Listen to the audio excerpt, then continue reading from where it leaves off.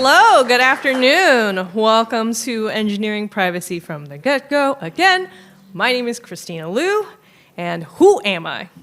Well, I am a senior security engineer at Cisco Meraki. I am also a certified information privacy technologist. I am at Cluthulu on the platform formerly known as Twitter. And I have a website, christina-liu.com, and I actually have a post about this topic with a little bit more information as well, since this is a short talk. Alrighty, what will we cover? First, we're going to talk about why privacy is important. Then we'll get into what is personally identifiable data or information. Then we're going to get into what is re-identification, why is it dangerous, and four, we're going to talk about some practical takeaways that you can go and try to implement. So, to better understand the power of personally identifiable information, I want to play an imagination game. And this one is going to be for all the burrito lovers out there, because I'm from San Francisco, and it's burritos out there. So, I'm here to talk about Burrito Match. This app is the hottest thing in burrito recommendation engines. Basically, you give it some information, and then it will find you your perfect burrito based on all the flavors that you like and you don't like. So, in order to do so, you have to provide it basic information about your diet. So, are you pescatarian, vegan, omnivore? Do you have any dietary restrictions like allergies, or do you need your food to be gluten-free? Do you need your food to be halal or kosher? And with this information, it processes all of that, and then Burrito Match can not only find you your perfect burrito, it will find the perfect burrito closest to you right now, because time is of the essence when you're hungry and angry or hungover. So, okay, well. Now, Burrito Match is so freaking good and so accurate with its recommendations that you basically use it every day for 6 months, because ain't nobody got time to cook, and which is great. But what if this app was not forthcoming about its data sharing policies? What if the information that you like all of your burritos with extra sour cream and 2 Modelo's, which exceed the doctor recommended recommendations for foods like this, that information gets passed up to insurance carriers, and for some reason, your health insurance premiums go up. Or worse, what if the information from this app gets passed up to organizations that do religious surveillance, which is possible because of the location data on the phone and the halal or kosher filters. Now, this app then goes from being whimsical and fun to disturbing and dangerous. So thank goodness this app is completely imaginary. It only exists in the minute that we talked about it. But there were and are apps that are personal data nightmares. So does anybody remember the super, super old iPhones? The ones that where the light only turned on for flash photography, which was terrible. What we actually wanted was the light to stay on in a steady beam so we could use it as a flashlight. And because of this user-driven demand, there was a proliferation of these third-party flashlight apps on the App Store. And I'm going to talk about one in particular, which is Flashlight app by iHandy. So an analysis conducted by App Authority, which is also a mobile security software company, they found that this flashlight app had the ability to access the user's phone's location data, could read their calendar, could use their camera, and also had access to the unique ID number of the device itself. And with that, it also had the potential ability to then pass that data on to advertising networks without user consent, which is a problem because users actually care about what happens to their data. So in a 2022 consumer privacy survey done by Cisco, It was shown that 76% of those people surveyed said that they would not buy from a company who they do not trust with their data. And not only is this a trust issue, this is really a user respect issue. Because whatever code you write, whatever software you work on, it will ultimately impact people, whether it's a burrito app or an app that does software deployment orchestration, it impacts people. And you want that impact to be positive, and you want to be building better products, whatever that product may be. Because you don't want these unintended consequences hiding in the code or the architecture of the software. Because when privacy and security are mishandled, the consequences can affect people in very real ways. This is a chart from Experian. It's a little outdated because it's from 2017, but it shows the value of data on the dark web at that time. So data that is sold like this has a price. So for example, the social security numbers, surprisingly, are only worth about $1, or were worth about $1, but the passport information is worth $1,000 to $2,000, so there is significant monetary value in having this data, or selling this data. So it should be pretty obvious that privacy is important, but like, what is it? So privacy is usually talked about in like buzzwords and rants on the internet, and we usually hear about it in terms of damages, right? Like how many millions of dollars were lost, or how many millions of dollars a company was fined for mishandling this data or leaking the data. But really at its core, privacy is an individual's rights to maintain control over their personal information.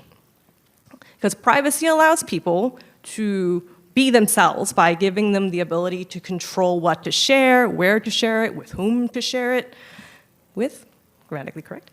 And privacy can be achieved through through policy, both legal and corporate policy, and technical engineering controls. So hand in hand with privacy comes security. And you should all know the answer to this one. But again, our industry is full of rants and buzzwords. Most popular buzzwords being, things like phishing and threat actors and hackers.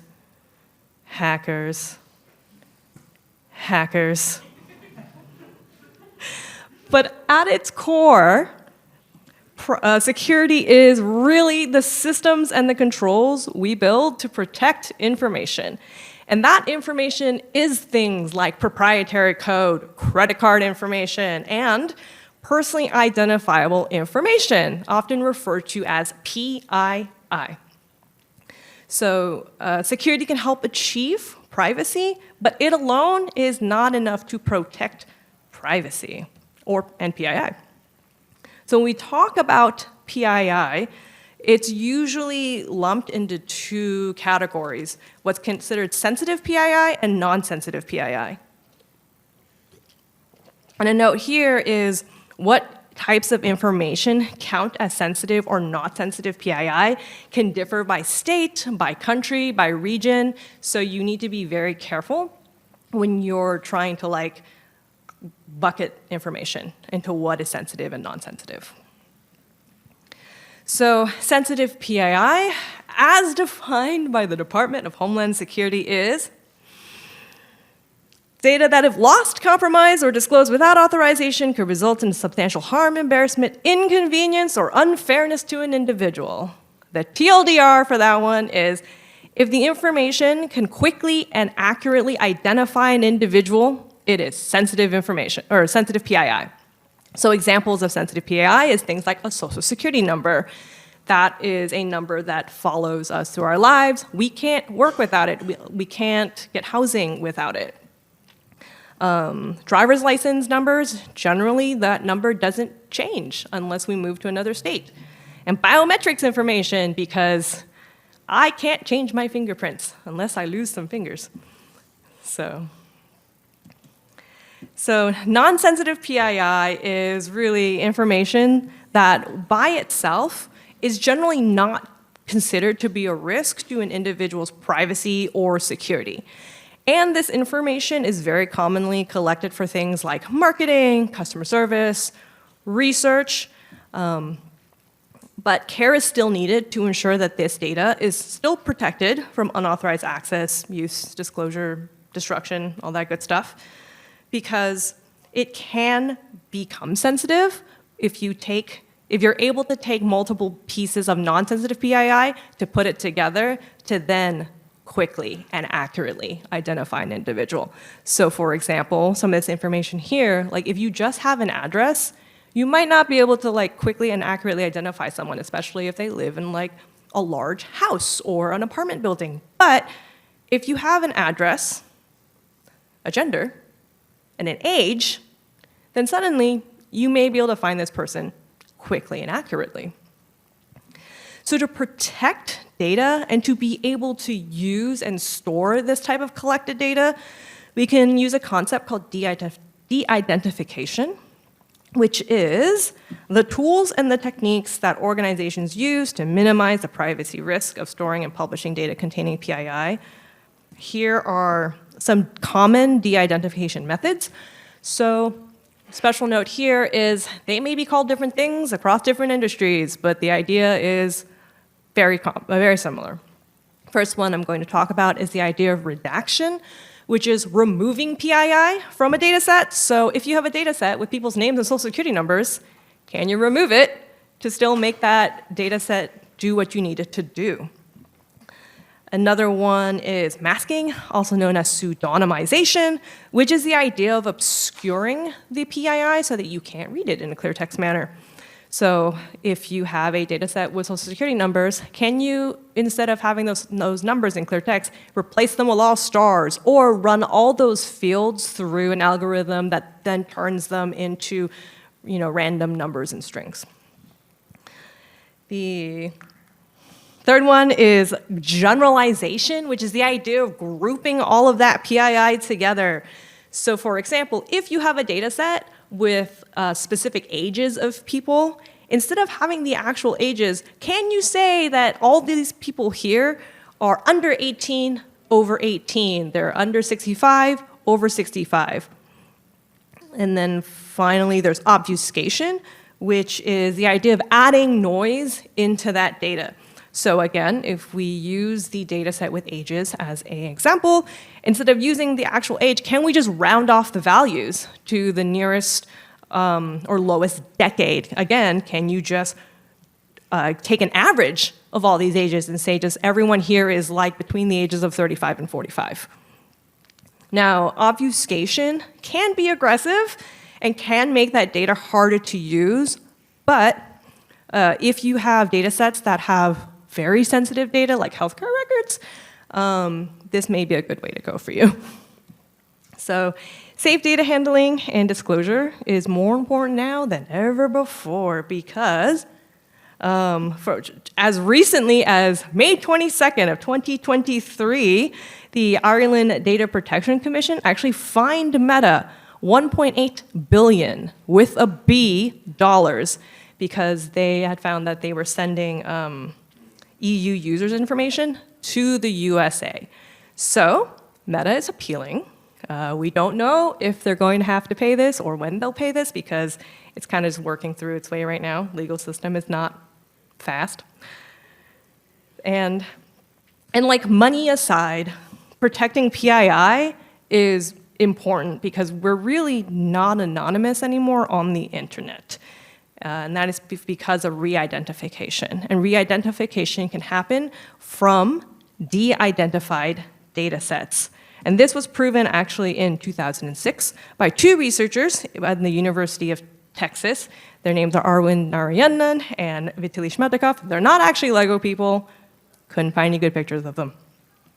So in 2006, Netflix had a contest called Netflix Prize. It was $1 million awarded to whatever software team or engineer could come up with a better movie recommendation algorithm for them. And in order to facilitate this contest, Netflix released a data set that had information of over 100 million movies had information of almost 500,000 subscribers and 6 years worth of that data. So our researchers found that they could use the public records in IMDb to re-identify the user from the de-identified Netflix dataset by matching whether this user liked specific movies or disliked specific movies, and with a posting date that could have a 14-day error. And they found that they only needed 8 movie ratings that matched, and again, that 14-day error. And even with that tiny bit of information, our researchers were 99% confident that they could re-identify the user in the Netflix dataset. So they also published that because movies are ranked very specific to our own personal interests and what we like in our own lives, they found that other traits like sexual preference and political party can actually be inferred based on how people ranked these movies. And here's another example of re-identification happening from unlikely data sets if you need to convince your friends, families, or managers that privacy is important. So this one is an experiment done by Dr. LaTanya Sweeney, who is the director of the Data Privacy Lab at Harvard. Her experiment showed that you can match hospital records to newspaper articles to re-identify people. So what she did was she paid the state of Washington $50, and she got a data set of information that contained patient demographics, clinical diagnosis, procedures. This data set was de-identified, their names and addresses were removed, but some of the records had the zip codes still. So she then went to LexisNexis, which is a newspaper database, and she searched for newspaper articles with the term hospitalization in the Washington area. She found 66 articles. And newspapers are in the business of informing the public of current events. So they do publish specific identifiable details like name, age, treatment hospital, and other information. So she was able to match the newspaper article to specific records in the hospital data set. And here's an example of one of them.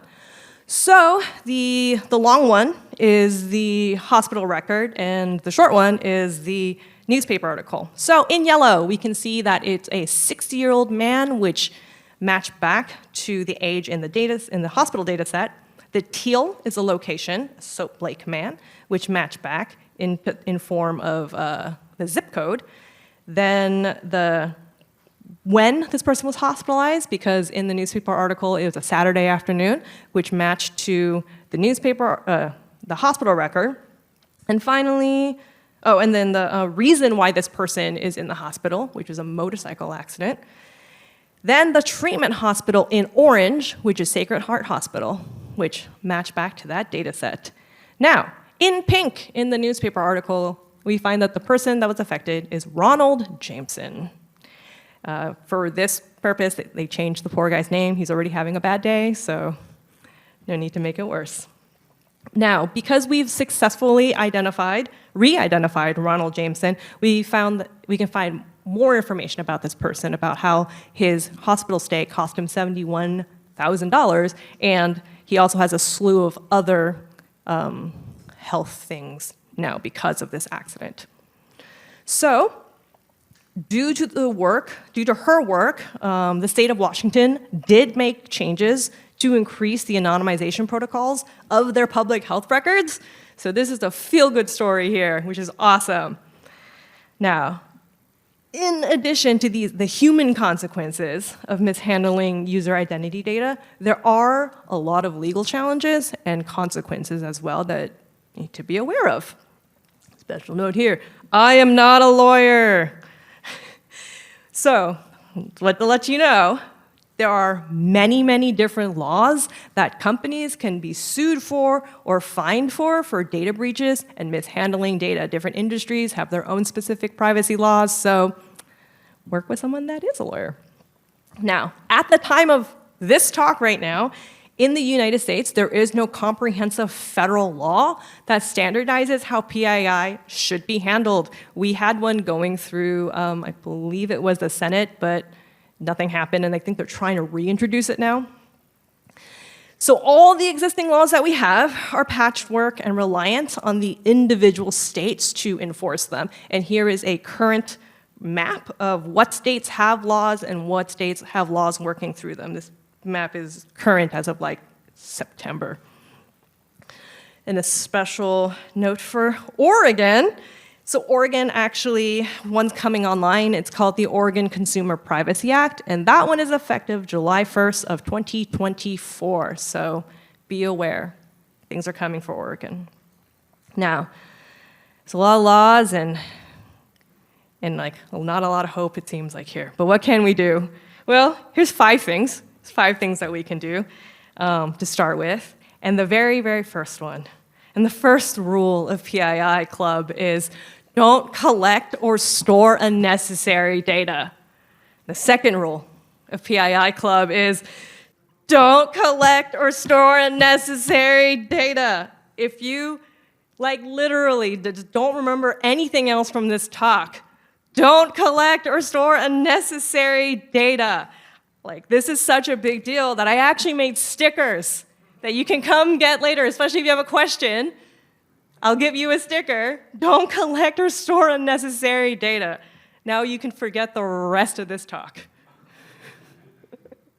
So number 2, if you do have to store this data, create a schedule for when that data is going away. That's usually called a data retention policy.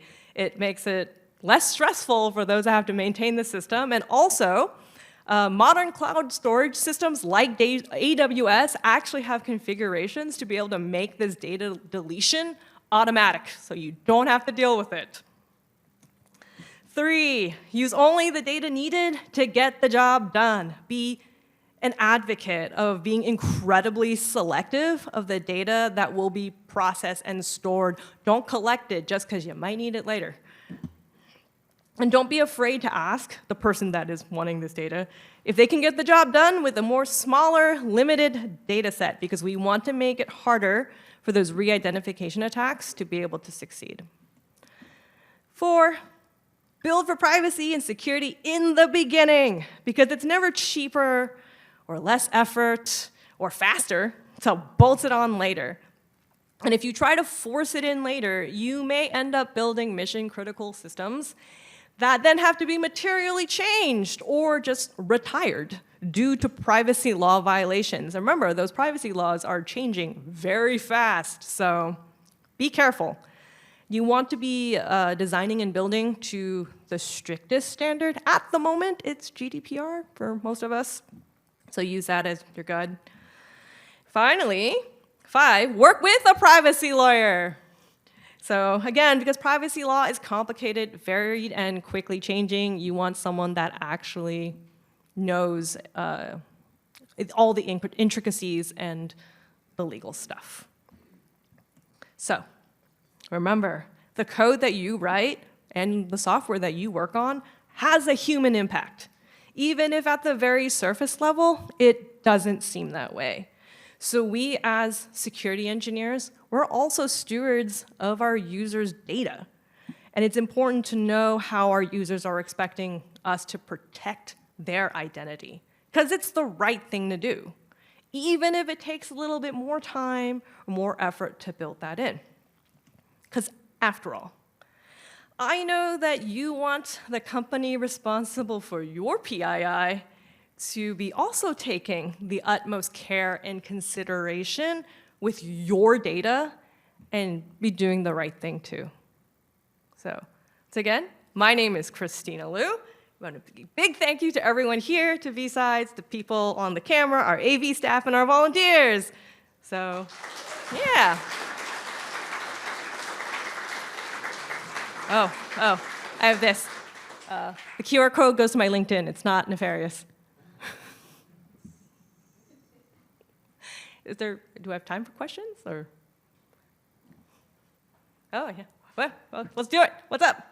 Yeah, so I think the question there, because I'm assuming they're camera people, is how can one help mitigate the risk of using these free apps and things like that that have access to where we're the generator of the data for them to make money off of, and how do we mitigate damages from that, right?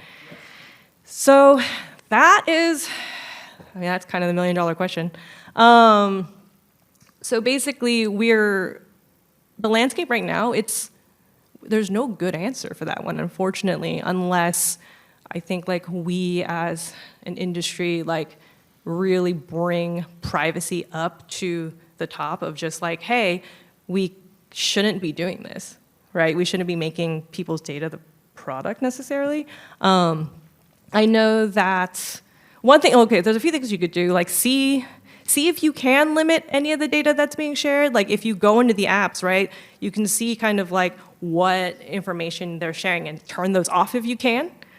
Same with browsers, like you can now, like our web browsers, there's always a little thing on the bottom that's like, accept the cookies. I know it's a pain in the butt, but like if you want to do it, just say no, don't accept the cookies, so they can't track you. And I think it's very, very recent. The White House is actually starting conversation and thinking about data brokers, because that's where all this information is ultimately going up to, is like data brokers that have your information and that sell your information to companies that want to target you for ads, essentially. So the White House is thinking about potentially putting some limits on data brokers, or at least monitoring that somehow. But it's very new. I think it was like 2 months ago that the White House like came out with a statement. So this is more of a comment. In my experience working with application developers, the biggest privacy problem that they accidentally get into is logging everything just in case they need it for debugging. Like, they'll log the whole web request and response to a service, and not only will that take up a lot of space, but it's used a lot.